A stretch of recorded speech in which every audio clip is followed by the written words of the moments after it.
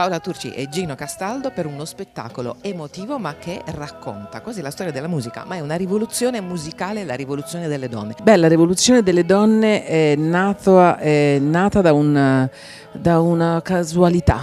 L'anno scorso andavamo in giro facendo uno spettacolo che si intitola Il tempo dei giganti e raccontavamo un triennio meraviglioso di cantautori, mancavano le donne. C'era solo un piccolo che sentiamo, non riuscivamo perché era un racconto quello di maschi, quindi non c'era, e questa cosa però ci faceva soffrire. Poi si è aggiunta un'altra casualità. Un giorno, mentre andavamo in giro da una città all'altra, racconto a Gino, eravamo in macchina, racconto a Gino che io avevo ascoltato una canzone che conoscevo degli anni 60 di Mina, ma non avevo mai ascoltato davvero, me ne sono innamorata, l'ho imparata subito e gliel'ho fatta sentire in macchina con la chitarrina. Perché allora noi tuttora, no, quando giriamo lei con la chitarra, quindi in macchina succedono cose, no? Succedono cose incredibili. Quindi lei non solo mi fa questo racconto e poi me l'ha fatta sentire proprio in macchina, io ho detto forse potrebbe essere l'inizio di qualcosa e da lì poi è diventato. Parole, critica e musica, si racconta un pezzo di storia. Come avete lavorato in questo senso per costruire tutto lo spettacolo? Allora, quello che abbiamo raccontato era il punto di partenza, poi da lì l'idea appunto di dedicarlo interamente alle donne, pensando al fatto che la musica è stata tutto sommato poco generosa nei confronti delle donne, perché a pensarci bene è un mondo molto maschile, se non maschilista, in alcuni aspetti lo è stato.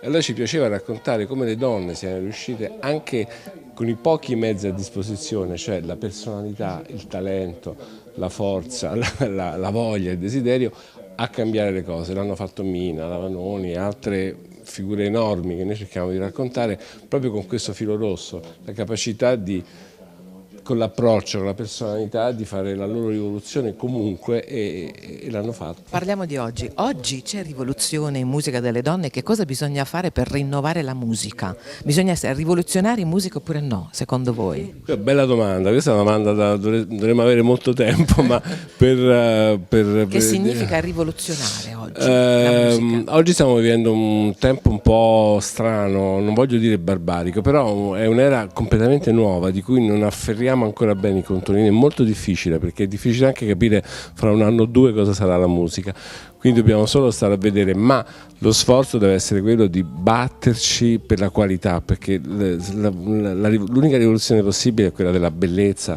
e dobbiamo tenere, e noi cerchiamo nel nostro piccolo, no, di mantenere alta questo valore che è la bellezza della musica. Penso che sia un concetto che viene pescato dalla storia, dal passato, e cioè essere se stessi, perché l'arte si esprime con l'essere se stessi, con la propria personalità, con i propri limiti, le proprie sensibilità. Ognuno è artigiano a modo suo.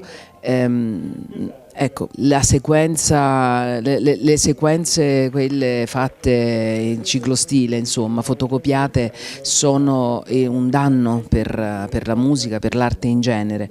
Quindi ecco, ritornare un po' al bisogno di esprimere se stessi con le capacità e con i limiti. Io non ho capito ancora, non so come può finire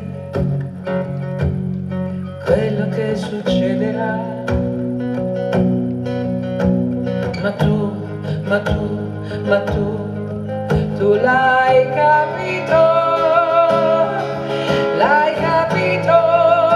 ho visto, eri cambiato anche tu, mi sei scoppiato dentro al cuore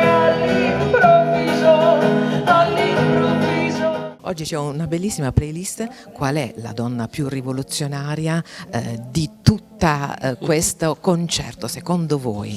Qual è il personaggio più rivoluzionario che ha rivoluzionato la musica o è rivoluzionaria per qualcosa? Ma ovviamente tutte le figure che noi raccontiamo lo sono state a loro modo, è difficile fare una classifica, però mi piacerebbe, credo Paola sia d'accordo, dare un particolare risalto alla figura di Mia Martini, perché è quella che noi raccontiamo, perché è quella che al di là dell'enormità del suo talento, ha avuto forse l'ingiustizia più grossa che potesse capitare a un artista così geniale. Quindi, no, sei d'accordo? Sono d'accordo perché la considero la più grande artista interprete femminile che l'Italia abbia mai avuto e siamo stati privati della sua grandezza proprio per queste oscenità, per una violenza che gli è stata fatta. Un consiglio da dare ai giovani e soprattutto a tutte le musiciste. Che cosa bisogna fare oggi? Oggi ci sono molto i social.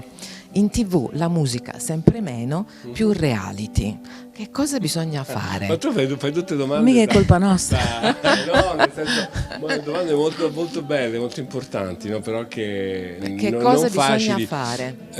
Guarda, bisogna... Perché con la rete si diventa subito famosi, perché c'è la velocità, Sì, ma non c'è il quello professionismo. No, bisogna un po' quello che diceva Paola, cioè è importante, ma questo da qualche parte sta succedendo, il problema è che è tutto un po' coperto da un sistema un po' oppressivo.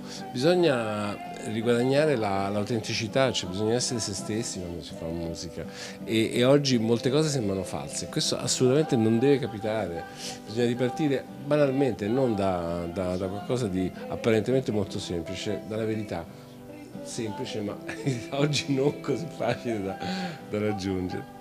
Ma io sono dell'idea che tutti i mezzi che abbiamo a disposizione dobbiamo utilizzarli, anche i social, anche il digitale. Bene, torniamo sempre a quel discorso, insomma, il bene. Bisogna avere qualcosa da dire. Qualcosa da dire, se essere. non sappiamo che cosa dire, allora è inutile, social o non social. Quello diciamo che è l'ABC, cioè alla base di tutto. Grazie mille di essere stati con noi, adesso un saluto al pubblico di Dietro le Quinte. Io posso dire una cosa, allora non bisogna mai essere nostalgici, potremmo essere scambiati, non lo siamo minimamente, raccontare il passato serve solo a dare valore al presente, solo per quello eventualmente ha senso. Cos'altro aggiungere? Viva Gino, viva la musica, ciao! E non mi sono servite a niente esperienze e delusioni, e se ho promesso non lo faccio più. E ho sempre detto in ultimo, ho perso ancora, ma domani è un altro giorno, si vedrà. È uno di quei giorni che tu non hai conosciuto mai, beato te, sì, beato te.